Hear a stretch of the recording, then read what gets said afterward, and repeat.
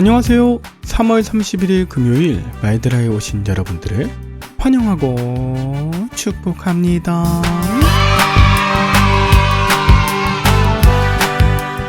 저는 엊그제 1박 2일 동안 전남 강진으로 의료 선교를 다녀왔습니다.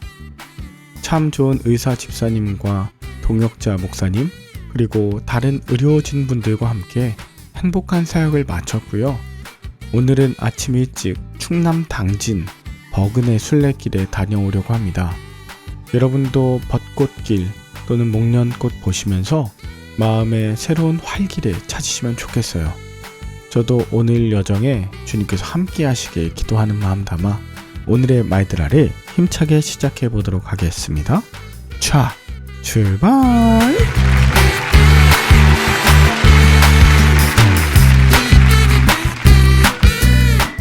오늘은 사사기 17장입니다.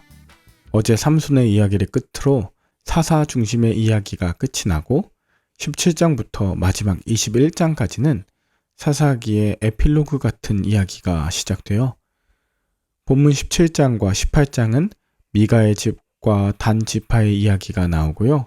그리고 19장부터 21장까지는 레위인의 첩 이야기와 베냐민 지파의 이야기를 마지막으로 사사기가 마무리되죠.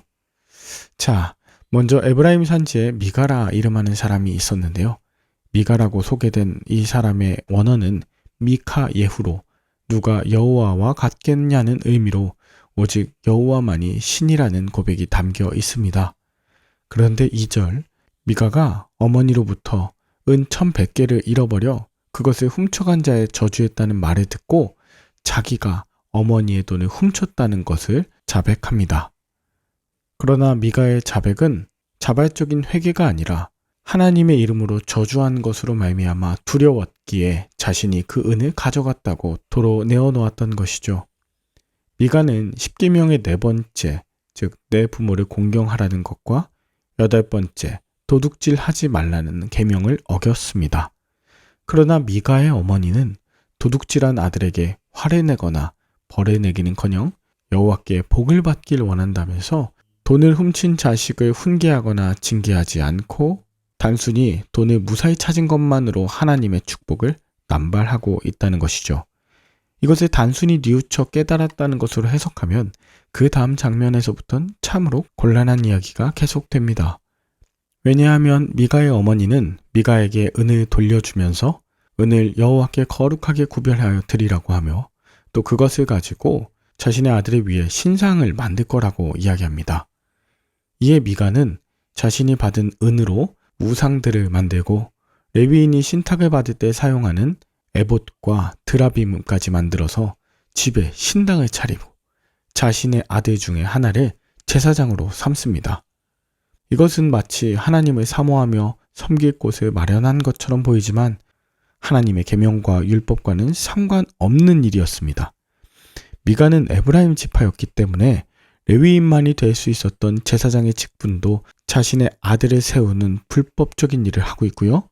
이것을 6절엔 그때의 이스라엘에 왕이 없으므로 사람마다 자기 소견에 옳은 대로 행한 것이라고 적나라하게 고발하는 듯합니다.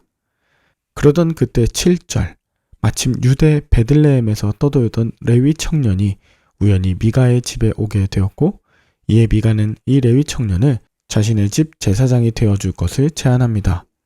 그러나 미가는 이 레위 청년이 어떤 신앙의 훈련을 받아왔고 또 직분을 감당할 수 있는지에 대해서는 별로 관심이 없었습니다. 그저 레위인이라는 것만 보았고 1년에 은 10량과 의복 1벌 그리고 먹을 것을 주겠다고 했을 때 이 레위인은 그저 그 집에 들어가기를 만족하며 그 집을 위한 제사장이 되었습니다. 이것은 상호간에 좋은 거래가 이루어진 것처럼 보이고 서로 윈윈한 것처럼 보이기까지 합니다.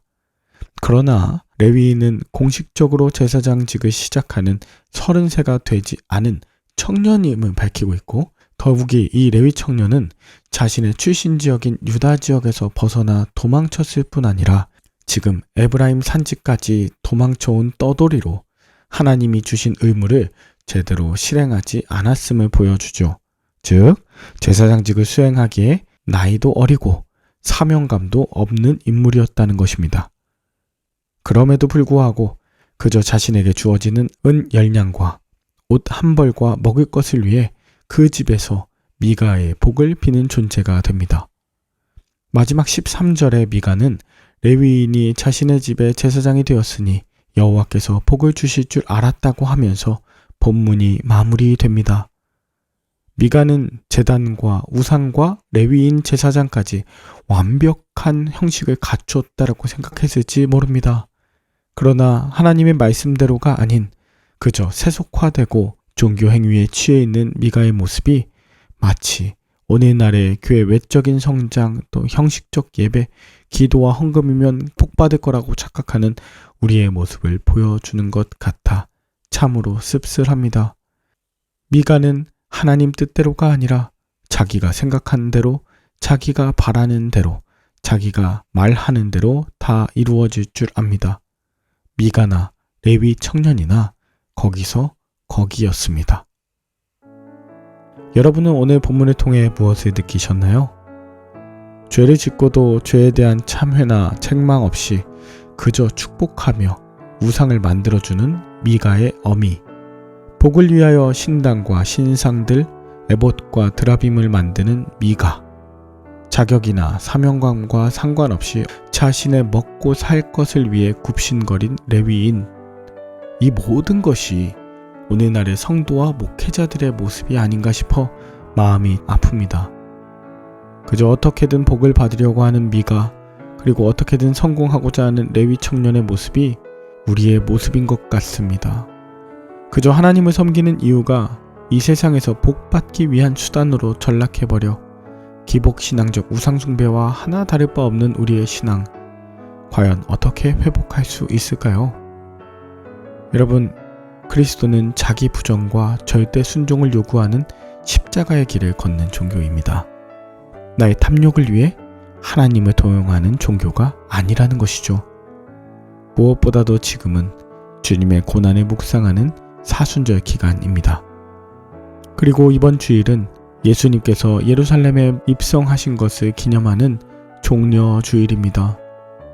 한 주간 나의 죄에 대해서 철저히 회개하고 물질 우선주의 신앙에서 벗어나 진정으로 예수 그리스도의 길을 따르실 수 있는 저와 여러분들 다 되시길 마음 다해 축복하며 함께 기도할까요?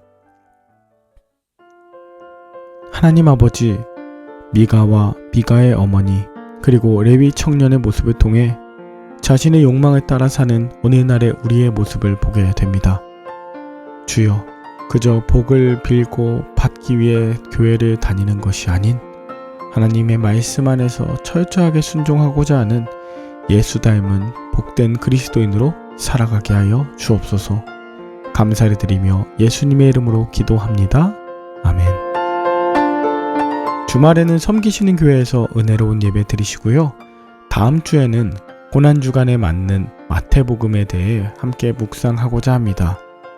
제가 이 말씀 첫 번째 댓글에 4년 전 오늘 2019년 3월 31일에 이 본문과 사사기 18장으로 설교하셨던 이재철 목사님의 성도의 수준, 목사의 수준 링크 남겨놓겠습니다. 여러분 말씀 들으시면서 고난주간에 보내시면 훨씬 더 의미가 있지 않을까 싶어요. 그럼 저는 다음 주 월요일에 다시 찾아뵙도록 하겠습니다. 샬롬.